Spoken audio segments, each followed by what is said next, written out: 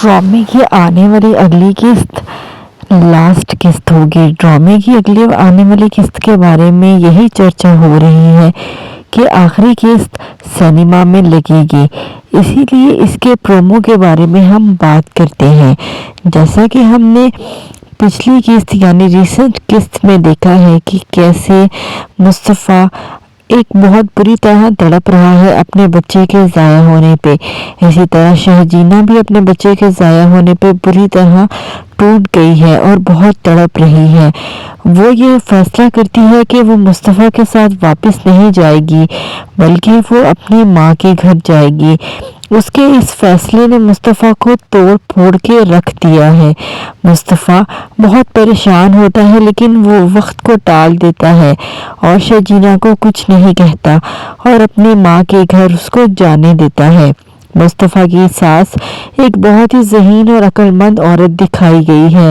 वो शहजीना को समझाती है कि ये सब कुछ एक हादसा था, ये सब कुछ मुस्तफ़ा की मौजूदगी में भी हो सकता था, बल्कि मेरी मौजूदगी में भी हो सकता था। ये सब बातें शहजीना पर असरअंदाज होती है और वो सोचती है कि वाकई ही ये हादसा हो सकता है। तो आने वाली किस्त में हम देख सकते हैं कि शहजीना मुस्तफ़ा को माफ़ कर देगी और वो एक खुशगवार ज़िंदगी गुजार सकेंगे।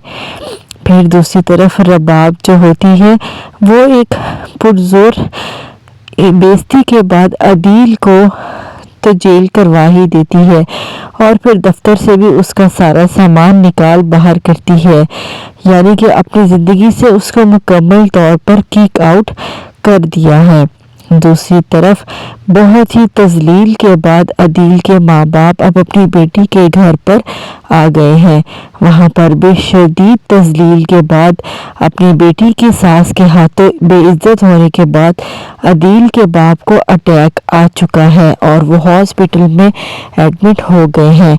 उनका सारा खर्चा मुस्तफ़ा उठाता है। एक बदतमीज़ और बेशरम औरत जो कि अदील और मुस्तफ़ा की माँ दिखाई गई है, अपने मुश्किल हालात में फिर मुस्तफ़ा को फ़ोन करती है और मुस्तफ़ा फ़ौरन हॉस्पिटल पहुंच जाता है और अपनी माँ का मान रख लेता है और अपने बाप का प्रॉपर इलाज करवाता है और उनको अपने खूबसूरत से फ्लैट में अपने घर पे ले आता है। ये घर देखकर मुस्तफ़ा की माँ की आंखें खुल जाती हैं और पूछती है कि ये घर किसका है। मुस्तफ़ा जवाब में कहता है ये घर मेरा है और ये गाड़ी भी मेरी है। इसके जवाब में जब मुस्तफ़ा ये कहता है तो मुस्तफ़ा की माँ की आंखें फटी की फटी रह जाती हैं और वो हैरत से पागल हो जाती है कि ये सब मुस्तफ़ा ने कैसे बना लिया है। फिर वो शहजीना का पूछती है, जिसका जवाब मुस्तफ़ा देना पसंद बिल्कुल भी नहीं करता है और वो दोनों मियाँ बीवी परेशान हो जाते हैं और उनकी आंखों में बहुत से सवाल रह जाते हैं कि शहजीना किधर है। फिर हम देखेंगे कि कैसे शहजीना और मुस्तफ़ा एक दूसरे के साथ दोबारा उसी प्यार भरे मोहब्बत भरे बंधन में बंध पाएंगे या नहीं बंध पाएंगे। फिर हॉस्पिटल के अगर सीन की बात की जाए तो हम ये भी देखेंगे कि अदील की हकीकत बता देगी मुस्तफ़ा की बहन मुस्तफ़ा को अदील के फ्रॉड की सारी कहानी।